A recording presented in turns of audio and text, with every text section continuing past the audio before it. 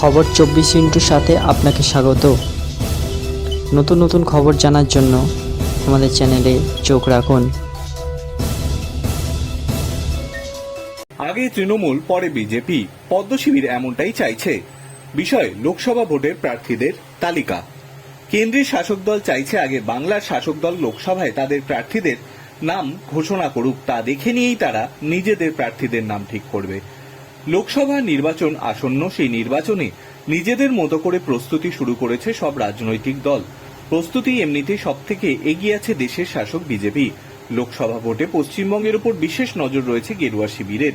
এই রাজ্যের 42টি আসনেই লড়াই করবে তারা। দলের অন্যতম শীর্ষ নেতা অমিত শাহ ইতিমধ্যেই বাংলা থেকে 35টি আসনে লক্ষ্য বেঁধে দিয়েছেন।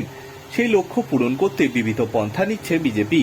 কেন্দ্রের শাসক দল সূত্রের খবর, তৃণমূল প্রার্থী তালিকা দেখেই দলীয় প্রার্থী তালিকা ঘোষণা করতে চাইছে বিজেপি নেতৃত্ব। সম্প্রতি বাংলায় এক প্রথম সারির নেতার কাছে তেমনই ইঙ্গিত দিয়ে রেখেছেন শাহ। লোকসভা ভোটের আগে পশ্চিমবঙ্গে সফর বাড়িয়েছেন তিনি। গত 24শে নভেম্বর ধর্মতলায় সভা করে যাওয়ার পর আবার চলতি মাসে 28 এবং 29 তারিখে পশ্চিমবঙ্গ সফরে আসার কথা তার।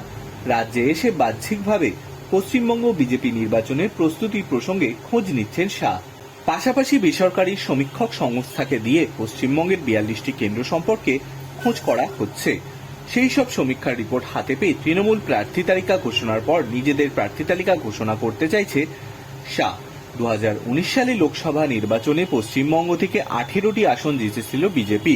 তবে 2021 সালে সেপ্টেম্বরে আসানসোলে বিজেপি সাংসদ বাবুল সুপ্রিয় তৃণমূলে যোগদান করেন। আবার 2022 সালে মে মাসে ব্যারাকপুরে বিজেপি সাংসদ অর্জুন সিংহ ফিরে যান তার পুরনো দল তৃণমূলে।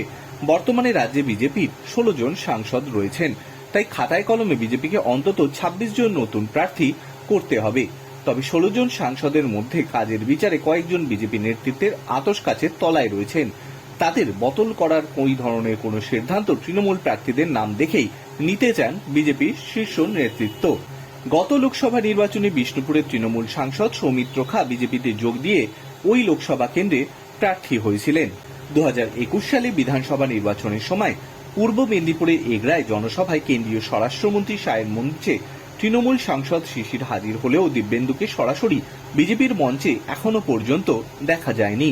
তবে 2022 সাল নিয়ে দলীয় হুইপ অমান্য করে তিনি উপরাষ্ট্রপতি নির্বাচনে বাবা শিশিরকে সঙ্গে নিয়ে এনডিএ প্রার্থী জয়দীপ ধনকরকে ভোট দিয়েছিলেন।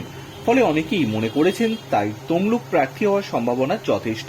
কিন্তু তা সত্ত্বেও তৃণমূলের প্রার্থীদের তালিকা দেখেই নিজেদের অঙ্ক কষতে চাইছে বিজেপি।